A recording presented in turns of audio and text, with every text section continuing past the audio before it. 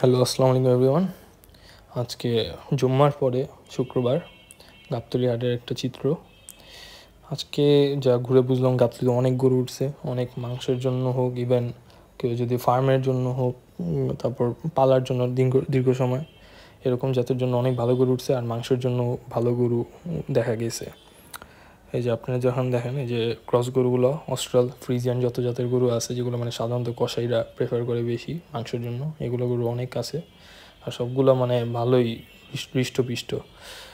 তো গাবতলীও মনে হইতেছে আবার আগের রূপে ফিরতেছে, ঈদের ছুটি কাটায় গরু আবার আগের মতো আসা শুরু হইতেছে। তো ভালোই লাগলো যে আবার গাবতলী আগের মতো জমজমাট হয়ে উঠতেছে। আর এই মহিষগুলো, অনেক মহিষ দেখা যাইতেছে, মহিষও অনেক আছে। মহিষটা অনেক আগে থেকে দেখতেছি, ঈদের পরে অনেক মহিষ দেখছি।